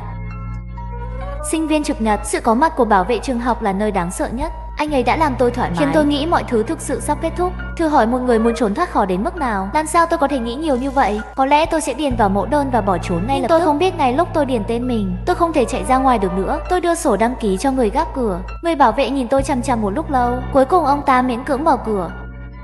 Chúc bạn may mắn. Giọng của người gác cổng đầy nụ cười. Tôi gật đầu và bước ra ngoài một cách chắc chắn. Ngay khi tôi bước ra khỏi cổng trường, một lỗ sâu không gian xuất hiện. Tôi chưa kịp phản ứng thì đã bị hút vào. Chờ tỉnh dậy, phát hiện tôi đã ở nhà rồi. Đại Trùy ăn cơm thôi, mẹ đã làm món súp gà yêu thích của con. Ha ha ha, khoảnh khắc này tôi thực sự 3 năm sau. Tôi tưởng mọi thứ đã trở lại bình thường, nhưng không ngờ khi kỳ nghỉ đông 3 năm sau, chị cùng trường và tôi cùng nhau ngồi tàu hỏa trở về nhà, lại gặp phải quy tắc kỳ lạ. Hôm nay vừa nghỉ đông, quê tôi và chị học cùng trường ở cùng thành phố. Mỗi lần nghỉ lễ đều cùng nhau bắt xe về nhà. Đang đợi xe ở sân ga, đột nhiên nhận được một tin nhắn bí ẩn: chào mừng lên chuyến tàu K422. Xin vui lòng tự giác tuân thủ các quy định sau. Chuyến tàu đầu tiên là chuyến tàu tốc hành, sẽ không dừng lại giữa chừng. Cho dù xảy ra tình huống mong quý khách tuyệt đối không được xuống tàu. Chuyến tàu thứ 2 cấm hút thuốc trong suốt hành trình. Nếu bạn gặp hành khách hút thuốc, vui lòng rời đi nhanh và thông báo cho tiếp viên tàu hỏa kịp thời. Điều 3 để đảm bảo an toàn cá nhân của bạn. Mong quý vị dựa theo số hàng ghế đã được chỉ định trên vé tàu, đối chiếu số để vào chỗ ngồi. Nghiêm cấm tự ý thay đổi chỗ ngồi. Điều 4 trong trường hợp có bất kỳ trường hợp khẩn cấp nào, vui lòng nhanh chóng đến nhà vệ sinh gần bạn nhất. Gọi tiếp viên tàu bằng điện thoại không dây. Chú ý khi đèn báo trong nhà vệ sinh, khi nhấp nháy từ màu xanh lá cây sang màu đỏ, vui lòng rời đi. Điều 5, tiếp viên tàu hỏa đều mặc đồng phục màu xanh. Nếu bạn gặp phải tiếp viên tàu mặc đồng phục màu khác, tuyệt đối không được nói bất cứ ngôn ngữ nào với nó và không được tiếp xúc gần, vui lòng rời đi nhanh. Tôi nhìn tin nhắn nhớ lại sự kiện kỳ quái quy tắc từng trải từ 3 năm trước. Chết tiệt, tôi sẽ không đến nữa đâu. Chị ơi, chị có nhận được tin nhắn không? Đã nhận được rồi, chắc là tin nhắn rác. Không cần để ý, tôi không nghĩ nó đơn giản như vậy. 3 năm trước tôi đã tự mình trải qua một lần. Chuyến này chắc không đến muộn chứ. Tôi sắp chết cóng rồi. Chị gái vừa khiếu nại xong, một đoàn tàu màu đỏ từ từ chạy vào sân ga. Không một hành khách nào xuống ở trạm này. Chỉ có một vài hành khách lẻ tẻ đang đi về phía tàu. Tiếp viên tàu mặc đồng phục màu xanh đứng trước cửa xe. Anh ấy đội mũ vành, cúi đầu xuống, mặt trắng bệch, biểu cảm cứng nhắc. Liên tưởng đến tin nhắn trước đó, trong lòng tôi có một cảm giác kỳ lạ không thể tả nổi. Nhưng chị gái đã xách hành lý vào tàu rồi. Tôi đành phải nhanh chóng theo lên tàu. Tự an ủi mình chắc là suy nghĩ quá nhiều. Lối đi của khoang tàu đã tắt đèn rồi, chỉ còn lại một chiếc bàn nhỏ có đèn mờ sáng bên dưới. Chị học và tôi tìm được giường thích hợp, nhưng phát hiện chỗ của tôi là một người đàn ông to béo đang nằm rồi. Tôi nhớ quy tắc số 3 trong tin nhắn: phải ngồi đúng số, nghiêm cấm tự ý thay đổi chỗ. Xin chào, đây là chỗ của tôi. Bạn có tìm nhầm chỗ không? Người đàn ông béo đầy mùi rượu nói mơ hồ rằng: tôi lên trên đi, hay ta đổi đi. Nói xong liền sai người, tiếng náy liền vang lên. Lúc đầu tôi hơi khó chịu. Chị gái giận dữ nói: đi, chúng ta đi tìm tiếp viên tàu. Chúng tôi vừa ra khỏi phòng, tôi thấy chỗ kết nối ở cuối hành lang. Một tiếp viên tàu đang đứng, anh ta quay lưng về phía chúng tôi. Phần thân trên ẩn trong bóng tối, qua ánh đèn cuối hành lang, chỉ có thể miễn cưỡng phác họa nửa thân dưới của anh ta. Chị gái bước nhanh lên phía trước, tôi muốn giữ chị ấy lại, nhưng vẫn không kịp rồi. Xin chào, có một người ở tầng dưới số 06 muốn đổi chỗ nào. Còn chưa đợi chị gái nói xong, tôi vội vàng nắm lấy cổ tay chị ấy, lôi nhanh chị ấy quay trở lại. Sao thế? Người đó không phải tiếp viên tàu. Sao có thể chứ? Anh ta chẳng phải mặc đồng phục sao? Nhưng màu đồng phục trên người anh ta không phải là màu xanh mà là màu đen. Chưa nói hết câu, quay đầu nhìn một cái, tìm thấy tiếp viên tàu vẫn đứng tại chỗ. Hắn rõ ràng là quay lưng để tôi luôn cảm thấy như anh ấy đang nhìn chằm chằm vào chúng tôi. Tôi không dám nghĩ nữa, vội vàng quay đầu lại, cảm giác lạnh sống lưng. Không biết vừa rồi chị gái nói chuyện với hắn ta có xáo phạm quy định không? Nếu coi là vậy thì sẽ có hậu quả gì? Chúng tôi quay lại phòng, phát hiện thấy tầng dưới số 06 trống rỗng. Một phút trước tên béo vẫn còn nằm trên giường của tôi, không nhìn thấy đâu nữa. Nói chị học và tôi quay lại khoang tàu, phát hiện người đàn ông béo ngủ trên giường của tôi đã biến mất. Chuyện gì xảy ra vậy? Tôi nhìn sang các giường khác, nửa bóng người cũng không có. Trong gian phòng chỉ còn lại mùi rượu nồng nặc, có thể chứng minh người đàn ông béo đó thật sự có tồn tại. Chị gái không quan tâm một chút gì, nên lập tức nằm xuống giường bắt đầu chơi điện thoại. Chiếc tàu bắt đầu lắc lư, tàu đang từ từ rời khỏi sân ga. Tín hiệu trong tàu này quá kém, thậm chí không thể gửi một tin nhắn. Tim tôi đập thình thịch, lấy điện thoại ra, quả nhiên không có một tín hiệu nào. Tôi càng ngày càng cảm thấy có gì đó không ổn với chuyến tàu này. Chị gái đã tắt điện thoại và chuẩn bị đi ngủ. Tôi cố gắng trấn tĩnh lại tâm trạng, đắp chăn nhắm mắt lại và chuẩn bị đi ngủ. Sau khi tâm trạng đã thư giãn, sự mệt mỏi nhanh chóng đưa ý thức của tôi vào vực sâu. Bùa lớn tỉnh lại đi. Không biết đã ngủ bao lâu rồi. Tôi mơ hồ mở mắt, nhìn thấy chị gái đứng trước mặt tôi với khuôn mặt đáng sợ. Bùa lớn, cậu có nghe thấy tiếng đó không? Âm thanh gì? Có người đang nói chuyện. Có rất nhiều người xung quanh tôi. Chị gái mở to mắt, cả người giống như sợ hãi đến cực điểm. Tôi rõ ràng không nghe thấy gì cả. Trong căn phòng này ngoại trừ tôi và chị gái ra, đâu còn có người khác nào. Nhìn dáng vẻ của chị gái cũng không giống như là phi ma. Chị đang gặp ác mộng phải không? Muốn chị ấy bình tĩnh lại, đừng chạm vào tôi. Chị gái ghiêu như phát điên kêu gào to tiếng. Các người đừng chạm vào tôi. Tôi chưa kịp phản ứng lại, chị gái chạy ra phía trước. Tôi ngồi dậy, vừa đứng dậy chuẩn bị đuổi theo. rồi đột ngột ngồi lại, nghĩ đến lúc trước ở hành lang gặp phải tiếp viên tàu. Trong lòng tôi có một loại cảm giác kỳ lạ không thể nói ra. Lấy điện thoại ra xem thời gian, 1:30 sáng. Tôi mới ngủ được hơn 1 tiếng. Giờ tôi phải làm gì? Có cần ra ngoài tìm chị gái không? Nhưng tôi luôn cảm thấy ở trong phòng sẽ an toàn hơn. Nhưng nếu để mặc chị ấy, chị gái có thể gặp chuyện không hay gì không? Lúc này điện thoại của tôi đột nhiên đổ chuông. Hóa ra là điện thoại của chị gái gọi đến. Sao điện thoại đột nhiên lại có tín hiệu? Tôi vội vàng nhấc điện thoại lên như tín hiệu không tốt. Chỉ nghe thấy bên kia truyền đến âm thanh một lúc. Bọn chúng sắp đến. Chị gái nói cái gì vậy? Chị đang ở đâu? Tôi không nghe rõ. Chạy đi. Giọng nói của chị gái đột ngột dừng lại. Điện thoại bị ngắt rồi. Tôi muốn gọi lại, điện thoại lại hết sóng rồi. Tôi cầm điện thoại ngồi trên giường. Tôi cảm thấy mọi thứ trên cơ thể đều cứng đờ. Chị gái nói trên điện thoại họ là ai? Chạy là sao?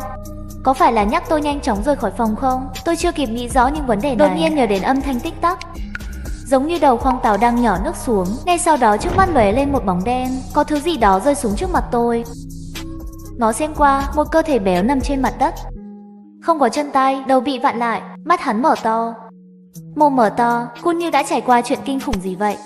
Mặc dù chỉ gặp một lần, nhưng tôi vẫn nhận ra khuôn mặt đó. Lúc trước nằm trên giường của tôi, sau đó người đàn ông béo đã biến mất. Tôi cố nén nỗi sợ hãi trong lòng, đi nhanh ra ngoài phòng. Khi tôi đến chỗ nối của tàu, tôi bỗng ngửi thấy mùi khói nồng nặc. Đột nhiên một cái đầu chậm rãi thò ra. Điều đáng sợ nhất là khuôn mặt đó đầy miệng. Mỗi cái miệng đều đang phun ra vòng tròn khói. Vẫn còn một con mắt mở giữa đống miệng đó. Nỗi sợ hãi ngay lập tức lan đến đầu dây thần kinh, lan ra đầu tôi tê dại. Con quái vật đó dường như đã để ý đến tôi. Từ từ đưa toàn bộ thân thể ra ngoài. Tập trước nói, sau cánh cửa đột nhiên xuất hiện một con quái vật. Hắn chỉ có một cái thân xác trơ trụi, có mấy cánh tay. Mỗi tay cầm một điếu thuốc, thỉnh thoảng nhét vào trong những miệng đó, nhả ra khói nghẹt thở liên tục như một cây khói. Cả người tôi như rơi vào trạng thái đóng băng, không thể cử động được. Cho đến khi nó đến gần tôi mới đột nhiên tỉnh lại, lập tức nhớ đến tin nhắn trên điện thoại, vội vàng né tránh, chạy vào nhà vệ sinh phía trước, khóa cửa trái. May là hắn di chuyển chậm, nếu không hậu quả không dám tưởng tượng. Bình tĩnh lại đi. Nhìn thấy phía trên khung cửa có một đèn báo màu xanh là cây sáng lên, có một máy liên lạc vô tuyến treo trên tường. Tôi không kịp nghĩ nhiều, tháo điện thoại ra và đặt vào tai. Sau 2 tiếng kêu, bên kia truyền đến một giọng nói khàn khàn.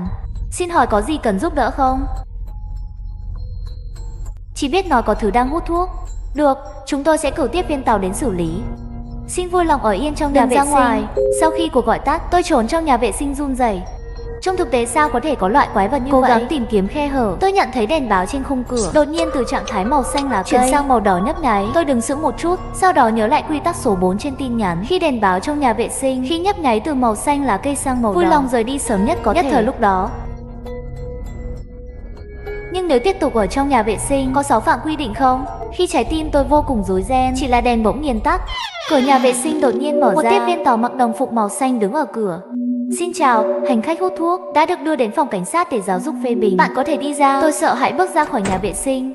Đúng như tiếp viên tàu nói, lối đi bên ngoài trống rỗng, không còn bóng dáng của con quái vật đó. Xin lỗi vì đã mang đến cho bạn trải nghiệm đi xe tồi tệ. Chúng tôi sẽ tiếp tục tăng cường giám sát. Nhưng chuyện gì đang xảy ra vậy? Con quái vật đó là cái quái gì vậy? Và tin nhắn tôi nhận được trước khi lên xe, chính xác thì những quy định đó có nghĩa là gì? Tôi hỏi tiếp viên tàu liên tiếp.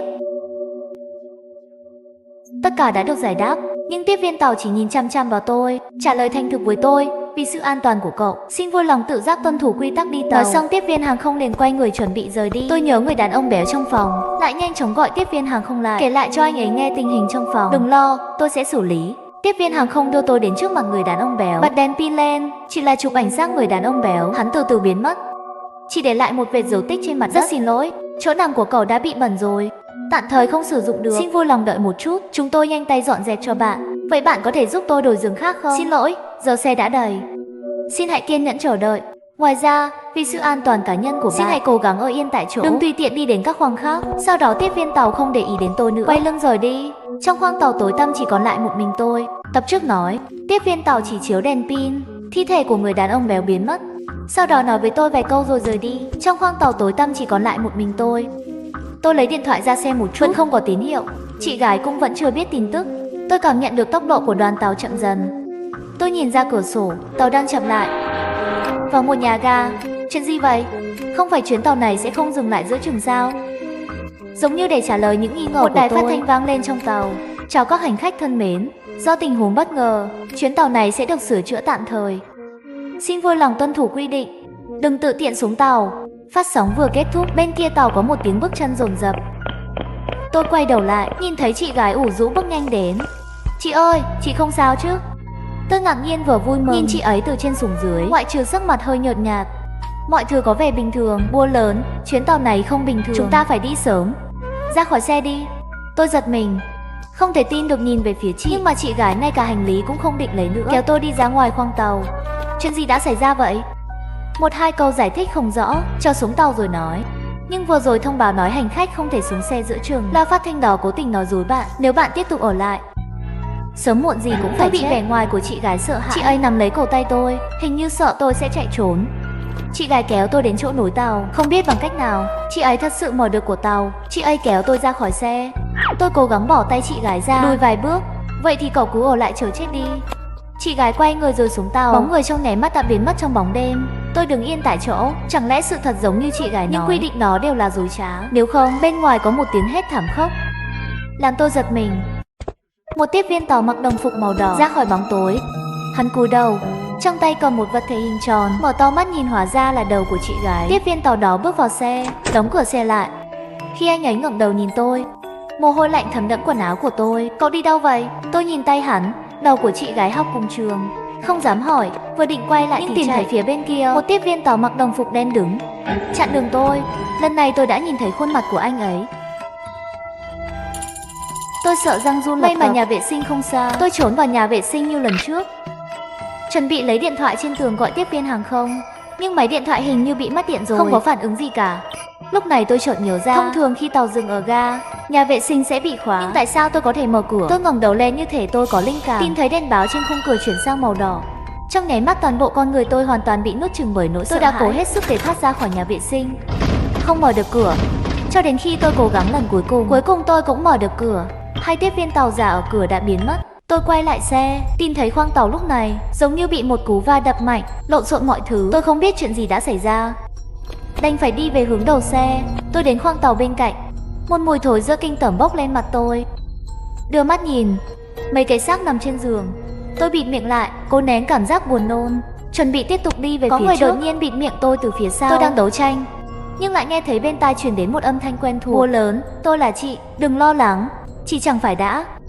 Tôi nhìn chị ấy không thể tin được. Tập trước nói, chị gái đã chết, lại còn sống đến trước mặt tôi. Chị ơi, chuyện gì đang xảy ra vậy? Người cậu nhìn thấy không phải là tôi, mà là linh hồn trên chuyến tàu này, cũng là hành khách trên chuyến tàu này. Chuyến tàu này chúng ta đang đi có một tai nạn lớn vài năm trước, không ai sống sót. Về mặt tâm linh, đây là thế giới của ma, đó là không gian 4 chiều. Chị ơi, làm sao chị biết những tình huống này? Chuyện gì đã xảy ra trong thời gian anh biến mất? Chị gái lộ vẻ mặt buồn bã, không trả lời tôi. Vậy chúng ta phải làm gì để thoát khỏi đây? Miễn là chúng ta có thể đến được buồng lái, dừng chuyến tàu này lại, bạn có thể trở về thế giới ban đầu. Sau đó chị dẫn tôi đến trước cửa phòng vệ sinh. Bạn chỉ cần mua một số đồ ăn nhẹ ở thế giới tầng trên, chúng ta có thể dẫn những linh hồn đó ra khỏi tàu. Nhưng đừng mua quá nhiều để không làm họ nghi ngờ. Không gian này có 2 tầng kết nối thế giới. Lối vào tiếp nối là nhà vệ sinh. Cậu trốn trong nhà vệ sinh ở thế giới tầng trên cho đến khi đèn báo trên cửa chuyển sang màu đỏ. Có thể đến thế giới thấp thay vào đó, đèn báo ở thế giới bên dưới chuyển sang màu xanh thì có thể quay trở lại thế giới tầng trên. Tôi gật đầu và đi vào nhà vệ sinh, cho đến khi đèn báo trên khung cửa chuyển sang màu xanh lá cây. Tôi ra khỏi nhà vệ sinh, phát hiện bên ngoài xe của Nhiên khôi phục lại như cũ. Trong xe yên tĩnh không thấy một người nào. Tôi đang nghĩ đến việc đi tìm xe bán hàng di động, đột nhiên có một âm thanh khó nghe. Tôi quay đầu lại, một tiếp viên hàng không đẩy xe bán hàng đến. Xin chào, xin hỏi bạn cần mua gì không? Trên xe bán hàng có một số đồ ăn nhẹ thông thường, đồ uống. Tôi nhớ lời dặn của chị gái, không dám mua quá nhiều. Tôi cầm đồ ăn nhanh chóng trở lại nhà vệ sinh, chờ đèn báo trên khung cửa chuyển sang màu đỏ và sáng bóng. Tôi đẩy cửa ra, chị gái đang đứng ở cửa chờ tôi. Tiếp theo nhất định phải theo sát tôi. Theo chị gái nói, chúng tôi muốn đến buồng lái, nó sẽ đi qua khoảng 10 chiếc xe. Đồ ăn vặt quả nhiên có sức hấp dẫn khác thường đối với sân trong. Chị gái tôi và tôi hầu như không gặp phải bất kỳ nguy hiểm nào. Khi chúng tôi đến cửa buồng lái, tìm thấy ở đây có nhiều linh hồn ma quỷ hơn bất cứ nơi nào khác. Đồ ăn vặt trong tay không còn đủ nữa. Bố tạ, lát nữa trốn đi. Tôi cầm đồ ăn vặt để dẫn họ đi. Cô nhân cơ hội vào buồng lái, tốc độ phải nhanh. Tôi biết lúc này không thể do dự, cố nén nước mắt gật đầu. Cho tôi trốn. Chị lập tức mở bao bì đồ ăn nhẹ ra. Tuổi tháng đều bị hắn hấp dẫn đi rồi. Tôi nhanh chóng chạy đến cửa, mở cửa và đi vào. Nhìn vào thanh kéo được đánh dấu bằng mẫu phanh khẩn cấp, không chút do dự kéo xuống. Khoảnh khắc tàu dừng lại, trước mặt tôi xuất hiện một lỗ sâu thời gian. Tôi biết Đây là lối đi đến thế giới ban đầu. Tôi vội quay lại xe. Chị ơi, nhanh lên. Chúng ta có Trở thể. về Nhưng chị gái chỉ là một khuôn mặt buồn bã nhìn tôi búa tạ. Tôi không thể quay lại nữa. Khoảnh khắc tôi xáo phạm các quy tắc. Kết cục của tôi đã định sẵn rồi. Hammer, đừng buồn. Về đi. Chị nói xong thì quay người rời đi. Bóng dáng từ từ biến mất. Tôi vẻ mặt buồn bã nhìn hướng chị gái biến mất. Tâm trạng lâu không thể bình tĩnh lại.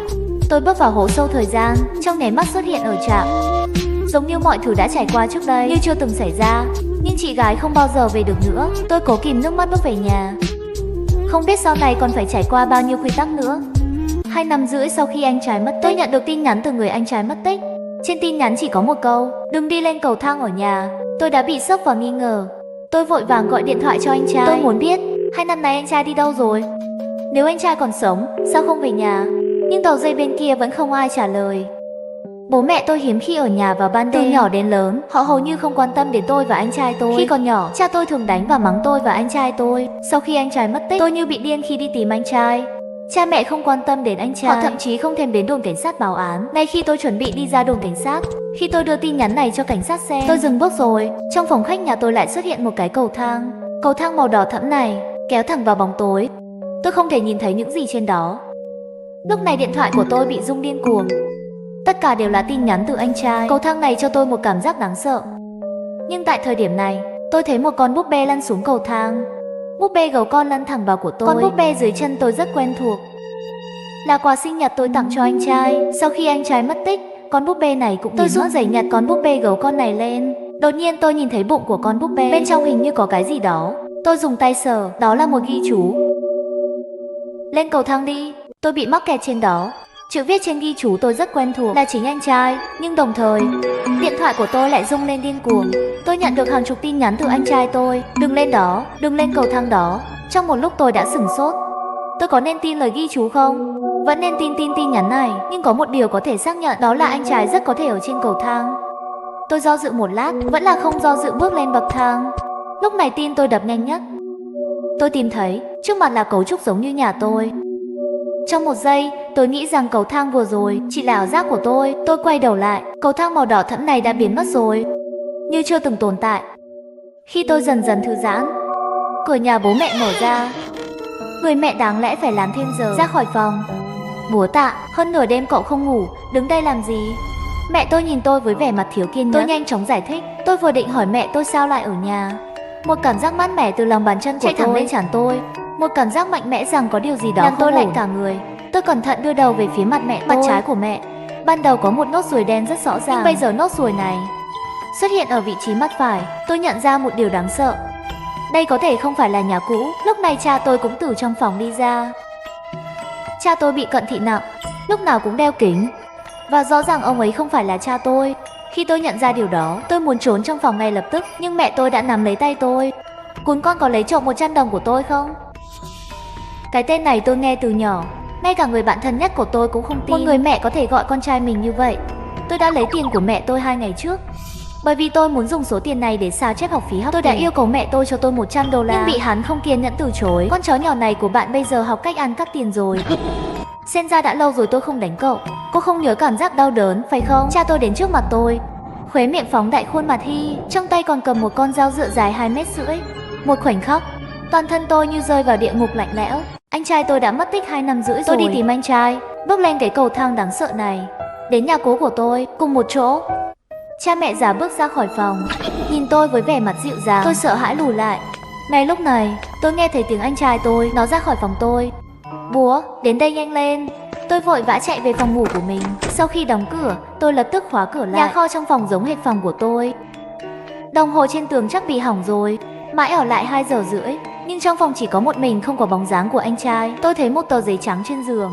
Tôi cầm tờ giấy lên. Trên tờ giấy bỗng nhiên xuất hiện 2 chữ, là tự giới thiệu của anh trai. Anh ơi, anh đang ở đâu vậy? Nhưng không ai trả lời tôi. Trên tờ giấy lại thêm một dòng chữ, anh trai Búa Tạ. Trên cầu thang có vô số không gian song song. Chúng ta không ở cùng một thời gian. Mỗi không đến thời gian sẽ có một thời gian chồng chéo, nhưng mỗi lần không quá 5 phút. Tôi không còn nhiều thời gian để nói chuyện. Mặc dù tôi đã cố gắng hết sức để ngăn chặn, nhưng anh ta vẫn tìm mọi cách để lừa bạn lên đây. Điều tiếp theo tôi nói với bạn, nhất định phải nhớ chắc.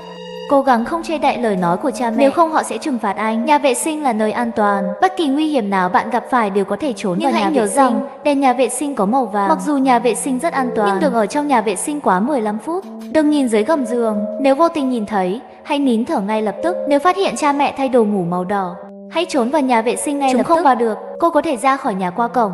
Nhưng hãy nhớ, tòa nhà số 4 không có thang máy. Nếu bạn thấy thang máy, xin đừng vào. Trong khu phố không có mèo. Nếu bạn thấy một con mèo, xin đừng tin anh ta. Tôi vội vàng lấy một cây bút từ đầu giường ra, cũng viết trên giấy trắng: anh trai. 2 năm rưỡi, bạn luôn sống trong thời gian và không gian song song. Phải, 6 giờ là cơ hội duy nhất bạn có thể nắm lấy. Nếu không thì ngay cả tôi cũng không biết khi nào cầu thang sẽ xuất hiện trở lại. Bố tạ em trai, cậu phải ra ngoài. Bản thân trên giấy trắng đột ngột dừng lại. Tôi biết sự chồng chéo của thời gian và không gian đã kết thúc. Thời gian trên điện thoại cho thấy bây giờ là 23 giờ. Nói cách khác, khi cầu thang xuất hiện trở lại sẽ là lúc 5 giờ sáng. Ngay lúc này, tiếng gõ cửa vang lên. Bố tạ, bố cậu đang rất tức giận. Tôi khuyên bạn nên nhanh chóng ra ngoài và thừa nhận sai lầm với cha bạn. Giọng nói u ám của mẹ vang lên. Tôi ngậm chặt miệng không dám trả lời cô ấy. Thằng khốn, ra ngoài đi. Cánh cửa rung mạnh, cùng với một cánh cửa khổng lồ. Hít thở sâu, nhanh chóng chui vào chăn. Bố tạ, tôi nói lại lần cuối, tôi hy vọng bạn có thể chủ động. Giọng nói của cha tôi âm trầm đến cực điểm, trộn lẫn với sự oán hận và ác ý không che giấu. Tôi bịt miệng lại, đừng để bản thân phát ra âm thanh. Cuối cùng bên ngoài rơi vào một khoảng lặng. Họ đã bỏ cuộc. Khi tôi thở phào nhẹ nhõm, giọng nói của cha tôi vang lên. Bố thấy con giả vờ ngủ. Tôi run rẩy chui ra khỏi đầu. Tôi thấy 2 đôi mắt dưới khe cửa đang nhìn chằm chằm vào tôi. Tôi bị cha mẹ ra ngoài cửa, sợ đến nỗi trốn trong chăn run rẩy. Lúc này, tôi nghe thấy tiếng chìa khóa trong ổ khóa. Trái tim tôi lập tức đề cập đến cổ họng. Cửa mở rồi, bố mẹ tôi đứng ngoài cửa nhìn tôi mỉm cười. Tôi vội vàng đứng dậy chuẩn bị rời khỏi đây, nhưng vẫn chậm hơn một bước. Tay mẹ nắm lấy tóc tôi.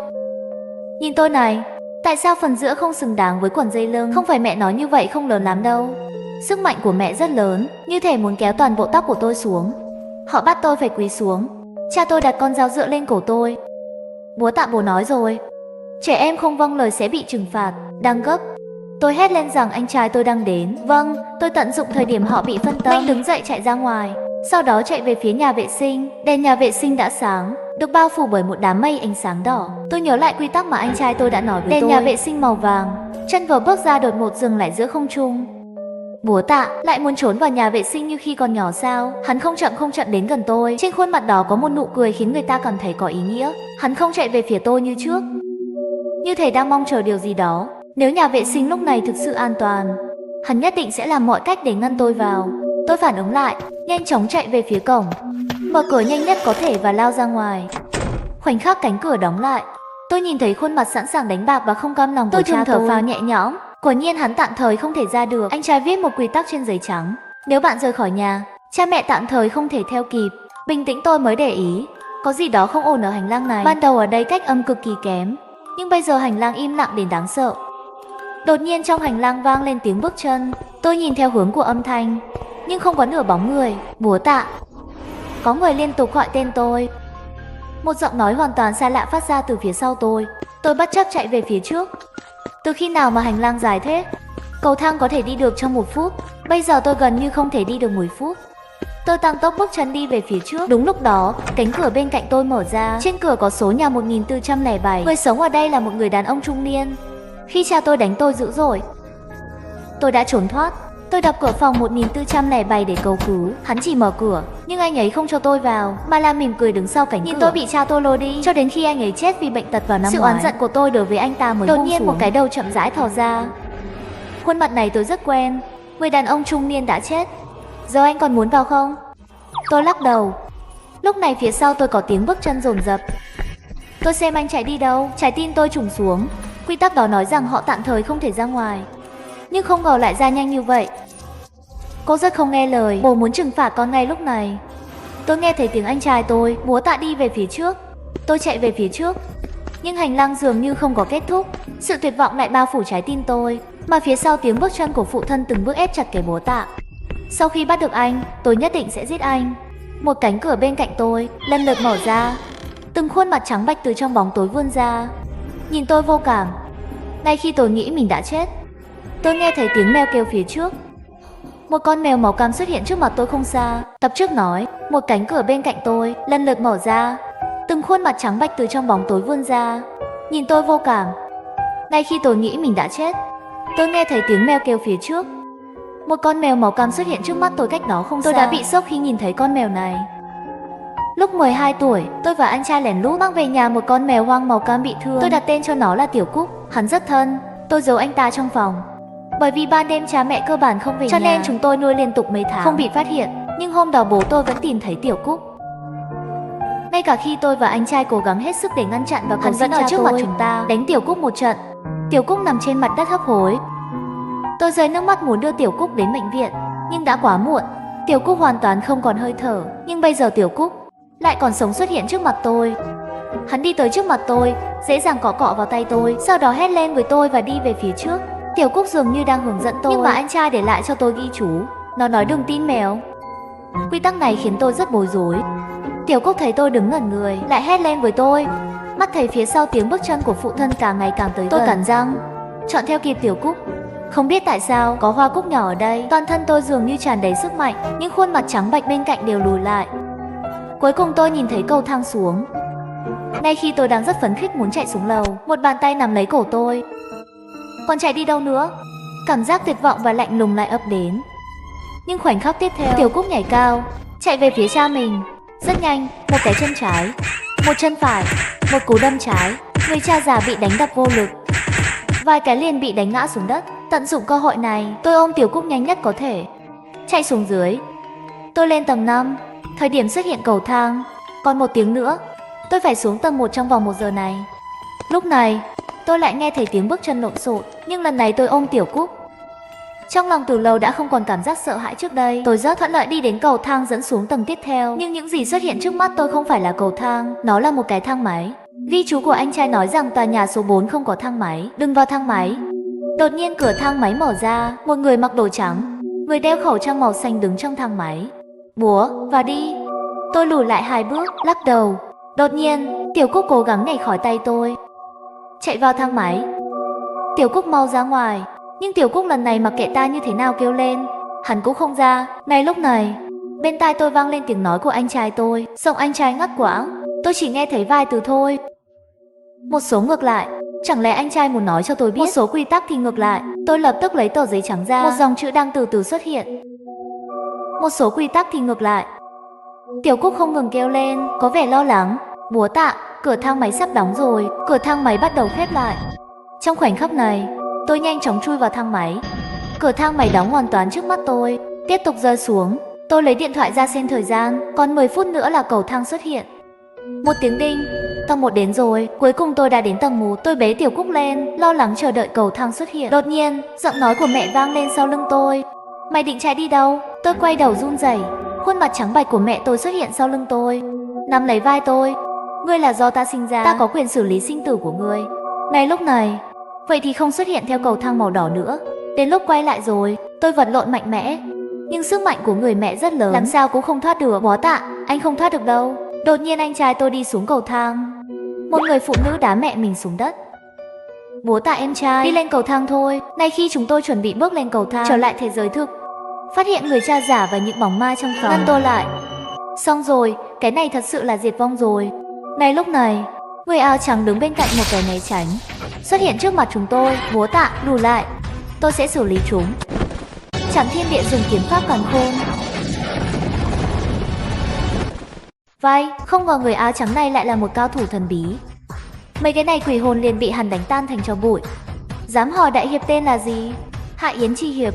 Yến đại hiệp, tại sao anh lại đến cứu chúng tôi? Tôi đã nhiều tuổi với cha cô, bạn bè nói rằng anh ấy đã kéo đến để cứu bạn. Tôi không thể tin được nói. Cha tôi không tốt với chúng tôi từ nhỏ, làm sao có thể cứu chúng ta? Các người bị ảnh hưởng bởi những bóng ma của thế giới này. Điều này đã thay đổi trí nhớ của bạn rất nhiều. Bởi vì như vậy, trong lòng các người sẽ có oán hận rất lớn. Nỗi oán hận trong lòng các người càng lớn, sức mạnh của họ càng mạnh. Hãy trở lại thế giới thực. Cả nhóm chúng tôi bước lên cầu thang, trong nháy mắt đã xuất hiện ở nhà. Cha tôi đầy nước mắt nhìn tôi trở về là được rồi, quay lại là được rồi. Hắn đến rồi, lại đây ăn cơm đi. Mẹ đã làm món súp và yêu thích của hai anh em. Văn hóa tiểu học, văn bản có hạn, cái kết này hơi vội, viết không hay lắm, mọi người hiểu cho. Xin chúc mừng vì tôi đã thoát khỏi quy tắc một lần nữa. Chuyện lạ làm tôi không ngủ được. Tôi ngồi dậy, trong bóng tối, tôi thấy Khôn Khôn ngồi ở bàn máy tính. Tôi vừa định hỏi anh ta, hơn nửa đêm không ngủ còn làm gì? Nhưng lời nói đến miệng lại chợt dừng lại. Bởi vì tôi cảm thấy Khôn Khôn có gì đó không ổn.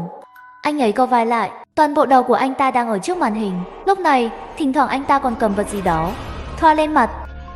Tôi nhíu mày, không khỏi tự hỏi trong lòng, Khôn Khôn bình thường rất đụt, chưa từng thấy anh ta có thói quen chăm sóc da. Đúng lúc đó tôi muốn đi vệ sinh. Thế là tôi đứng dậy khỏi giường, lật người lại và bước xuống thang. Đột nhiên động tác trên tay Khôn Khôn dừng lại. Rồi hắn quay đầu lại, nhìn về phía tôi. Tôi lấy can đảm hỏi Khôn Khôn, bạn làm gì mà không ngủ vào nửa đêm? Anh ta không để ý đến tôi, tiếp tục làm việc. Trong lòng tôi còn nghi ngờ hơn, nhảy khỏi thang, đi xuống và từ từ đến gần anh ta. Cho tôi đi tới phía sau mới thấy rõ trước mặt Khôn Khôn có một đống đồ vật kỳ quái, có nhiều màu phấn khác nhau. Ngoài ra còn có 2 cây bút đánh dấu màu đỏ và đen. Anh ấy giơ ngón trỏ lên và lần lượt lướt qua những thứ đó, cuối cùng dừng trên cây bút đánh dấu màu đỏ và đen. Khoảnh khắc giơ tay, tôi thấy trên móng tay anh ta sơn màu đỏ tươi. Tôi cảm thấy nổi da gà khủng khiếp, nhưng điều khiến tôi không ngờ vẫn còn phía sau. Khôn mở cây bút đánh dấu ra, bắt đầu bôi lên môi. Tôi sững sờ, anh ấy đang trang điểm. Tôi liền vã mồ hôi như tắm, toàn thân hoàn toàn đóng băng. Lúc này Khôn như cảm giác được gì đó, cứng ngắc, quay đầu lại, nghiêng đầu nhìn tôi. Lúc này tôi bị đóng băng toàn thân và mắt không thể di chuyển. Thế là tôi buộc phải nhìn chằm chằm vào anh ta. Mặt anh ta có vẻ nhợt nhạt khác thường, 2 bên má còn vẽ phần má hồng, một vòng môi màu đỏ tươi thoa bằng bút đánh dấu. Búa tạ, bạn thấy tôi trang điểm có đẹp không? Giọng hắn giống như một người phụ nữ. Tôi nhìn bộ dạng kỳ lạ của Khôn Khôn, bối rối, không nói thành lời. Chẳng lẽ không đẹp sao? Khôn Khôn thì thầm, rồi ngại ngùng đưa tay vuốt ve khuôn mặt của mình. Tôi biết rồi, chắc là miệng tôi chưa đủ to. Anh ta tự nói với bản thân, cầm một con dao bên cạnh bàn lên. Tôi trớ mắt nhìn hắn, tự rạch miệng mình ra. Như vậy tốt hơn nhiều. Tôi hoàn toàn sợ hãi bởi vẻ ngoài của anh ta, run rẩy lùi lại. Gót chân không biết vấp phải cái gì, làm tôi mất trọng tâm ngã xuống đất. Tôi vô thức quay đầu, nhìn thấy kẻ làm tôi vấp ngã nằm dưới gầm giường. Bên dưới chiếc giường hẹp là một xác chết, một khuôn mặt trắng bệch đang nhìn tôi. Tôi nhanh chóng nhận ra đó là bạn cùng phòng khác của tôi, Vương Tất cả là do anh ta nhìn trộm tôi thay quần áo. Tôi cố đè nén nỗi sợ hãi trong lòng, muốn thoát khỏi phòng ngủ ký túc xá, nhưng cửa không mở được. Trong tuyệt vọng, tôi nhớ lại rằng vì để kiểm soát dịch bệnh, tất cả các phòng tạm thời bị khóa bên ngoài. Phía sau có tiếng bước chân nặng nề. Tôi quay đầu lại, nhìn thấy mặt Khôn Khôn gần như dí vào mặt tôi, miệng rách mở to, với một mùi hôi thối kinh tởm. Tôi muốn hét lên, nhưng lại phát hiện mình không thể phát ra bất kỳ âm thanh nào. Bố có muốn trở nên xinh đẹp như tôi không? Tôi có thể giúp bạn. Hắn dùng tay để lên mặt tôi, tay còn lại giơ dao lên. Toàn thân tôi như bị bóp nghẹt bởi một thế lực vô hình, chỉ có thể bất lực trừng to mắt, nhìn mũi dao từ từ đến gần mặt tôi. Bố có muốn trở nên xinh đẹp như tôi không? Tôi có thể giúp bạn. Giây tiếp theo, con dao đâm vào mặt tôi. Tôi thở hổn hển, không thể tin đấy là một giấc mơ, quá chân thật. Khôn Khôn ngủ ở giường dưới, che đầu bằng chăn, chắc là vẫn chưa tỉnh, nhưng giường của Vương Siêu lại không có ai. Liên tưởng đến như cơn ác mộng, tôi không diễn tả được linh cảm mơ hồ trong lòng. Leo xuống cầu thang, tôi quyết định kiểm tra dưới gầm giường. Dưới gầm giường không có thi thể, chỉ có một chiếc vali màu đen. Tôi thở phào nhẹ nhõm, tôi nghĩ tôi tự dọa mình. Nhưng khi tôi chuẩn bị đứng dậy, từ khóe mắt có một bóng đen mở phía sau vali, hình như đang giấu thứ gì đó. Tôi vừa định rời cái vali đi, nhà vệ sinh bỗng vang lên tiếng xả nước. Tôi thấy Vương Siêu từ trong đi ra. Bó Tạ, anh đang làm gì vậy? Không có gì, tôi muốn tìm một thứ thôi. Nhưng Vương Siêu có vẻ không tin lời tôi lắm, trong mắt vẫn còn sự nghi ngờ và cảnh giác. Tôi đã nghĩ đêm qua chỉ là một cơn ác mộng, nhưng khi đi qua bàn máy tính của Khôn Khôn, tôi thấy phấn trên bàn anh ta, dao, bút đánh dấu làm đẹp và một chiếc gương nhỏ. Tôi vô tình giơ gương lên, phản chiếu ra khuôn mặt mờ nhạt của tôi. Nhưng khi điều chỉnh góc độ, tôi bỗng nhiên nhìn thấy một nữ nhân đứng phía sau, tóc dài che mặt, không nhìn rõ mặt. Trong nháy mắt, máu tôi đông lại như hóa đá. Vương Siêu ngồi trên giường cúi đầu chăm chú lướt điện thoại, không hề chú ý đến những gì đang diễn ra bên đây. Tôi rất muốn mở miệng gọi anh ta một tiếng, nhưng cổ họng giống như bị một cục bông còn chặn lại, nửa chữ cũng không phát ra được. Sao anh không quay lại nhìn tôi? Là tôi không đẹp sao? Lòng bàn tay siết chặt cổ tôi ngày càng mạnh hơn. Tôi bắt đầu cảm thấy đau đớn vì ngạt thở. Tín hiệu chỗ này tệ quá.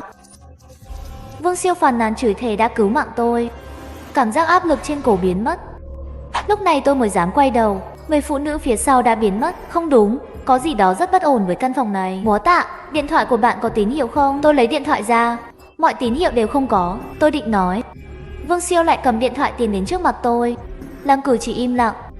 Có một dòng chữ trên màn hình điện thoại của anh ấy. Khôn Khôn đang nghe trộm. Một luồng gió lạnh truyền tới, làm tôi nổi da gà. Nhìn về phía Khôn Khôn đang nằm trên giường, hắn vẫn giữ nguyên tư thế trước đó, bất động. Ngực thậm chí không có dấu hiệu thay đổi nào. Có nghĩa là anh ta đã tỉnh, hoặc là không còn thở nữa. Tôi không dám nghĩ nữa, nhanh chóng quay đầu. Vương Siêu kéo tôi đến bồn rửa mặt, mở vòi nước. Dưới tiếng ồn của nước, thì thầm vào tai tôi, Bố Tạ. Người đó không phải là Khôn Khôn. Ngay lúc này, nguyên bản nằm ở trên giường Khôn Khôn đột nhiên vén chăn lên, ngồi dậy. Mặt hắn trắng như tờ giấy, biểu cảm ảm đạm, đồng tử đen thui nhìn thẳng vào hai chúng tôi. Cả phòng ngủ trở nên lạnh lẽo. Tôi thấy lạnh sống lưng, như thể con mồi bị rắn độc theo dõi. Bạn xem, đây không phải là có nước sao? Vương Siêu phản ứng rất nhanh, nháy mắt với tôi, đồng thời nhét gì đó vào người tôi. Như đã đề cập ở tập trước, Vương Siêu nói cho tôi biết Khôn Khôn nằm trên giường có vấn đề. Khôn Khôn hình như có phản ứng, ngồi dậy khỏi giường. Vương Siêu nhảy mắt, nhét thứ gì đó vào người tôi. Tôi quay lại nhìn Khôn Khôn, thấy anh ta vẫn đang nhìn chằm chằm vào tôi. Nhanh chóng lảng đi, bước vào nhà vệ sinh.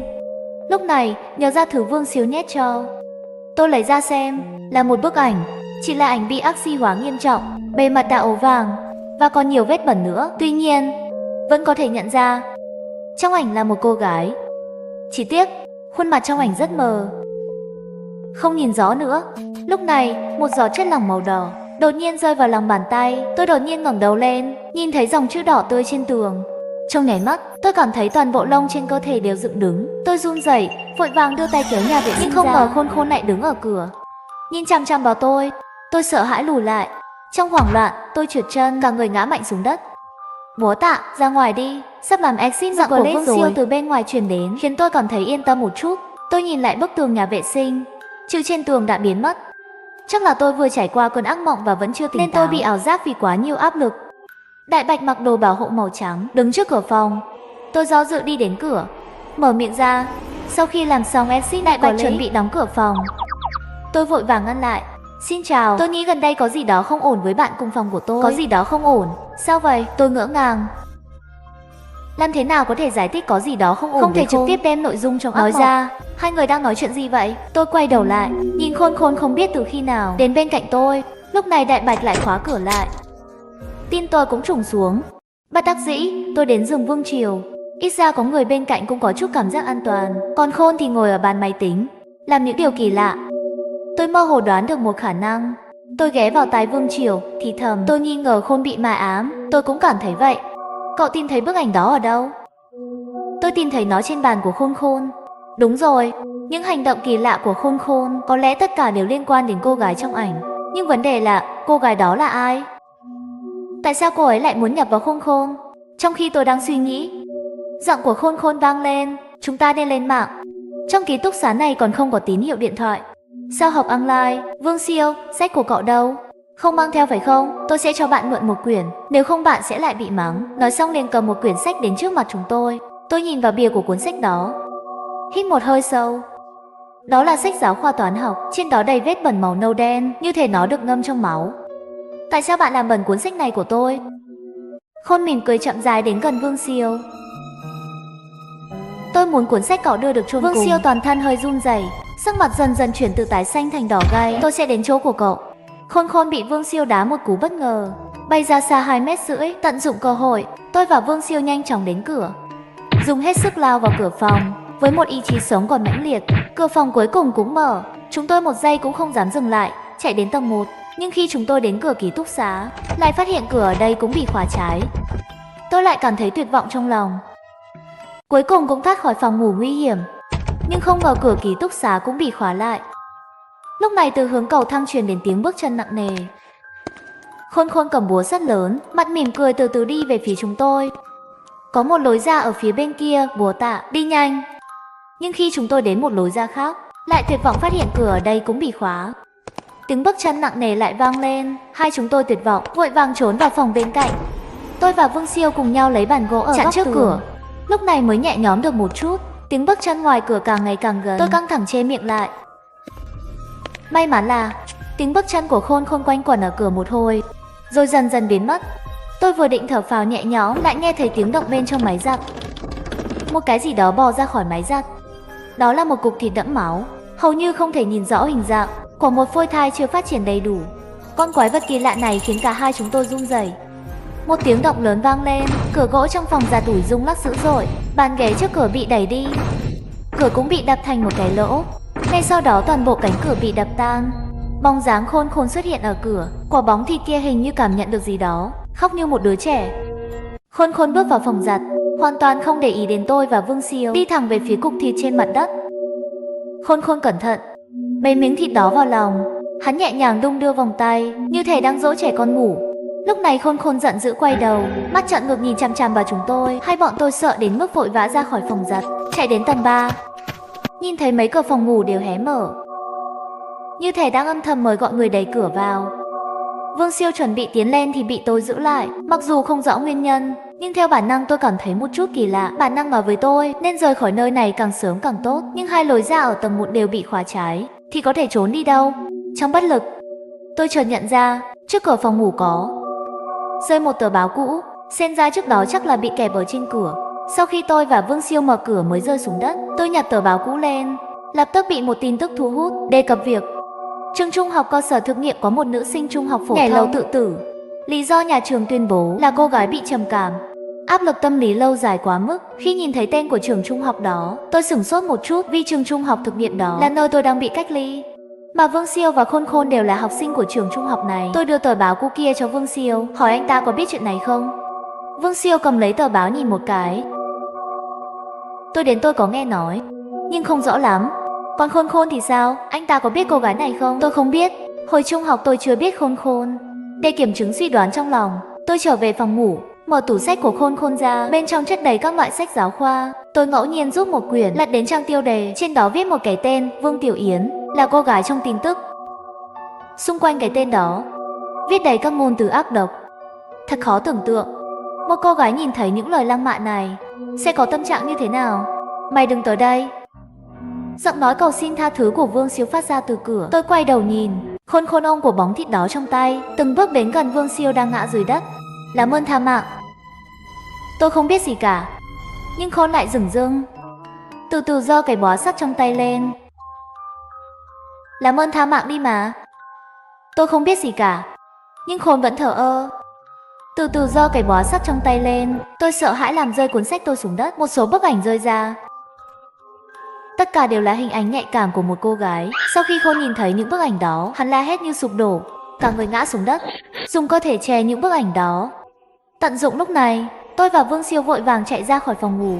Thừa dịp Khôn Khôn còn chưa đuổi kịp, chúng tôi chạy lên lầu. Phía sau có tiếng bước chân nặng nề. Theo bản năng tôi nhìn lại, Khôn Khôn ôm đống thịt, cầm búa sắt lớn đuổi tới. Tôi vội bước lên, chạy nhanh lên lầu. Tôi và Vương Siêu đã lên đến sân thượng. Tôi lấy cây lau nhà để chặn cửa. Tiếng đập cửa vang lên. Tôi cũng không biết nó sẽ kéo dài bao lâu. Sân thượng ở tầng 6, có thể nói là không còn nơi nào để chạy. Giữa Khôn Khôn và cô gái đó đã xảy ra chuyện gì? Tôi thực sự không ngờ mọi thứ lại như thế này. Thật sự đó, đừng trách cậu và Khôn Khôn, và với cô gái tên là Vương Tiểu Yến. Chuyện gì đã xảy ra giữa các người? Nếu không nói, cả hai chúng ta sẽ chết. Phía sau bỗng nhiên có một tiếng động nặng nề.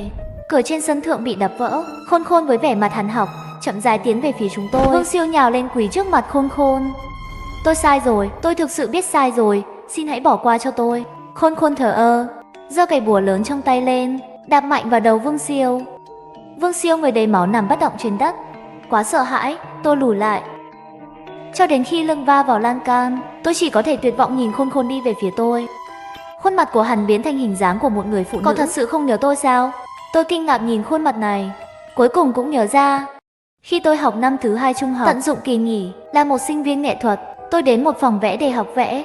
Vương Tiểu Yến lúc đó cũng ở đây học vẽ tranh, cũng coi như là một người bạn bình thường. Sau này cũng không biết lý do gì, cô ấy không bao giờ đến phòng vẽ nữa. Liên tưởng đến phản ứng của Vương Siêu khi nhìn thấy tờ báo. Ngoài ra còn có tên trên sách giáo khoa của Khôn Khôn và những lời tôi đã có thể xác định chuyện này liên quan đến Khôn Khôn và Vương Siêu.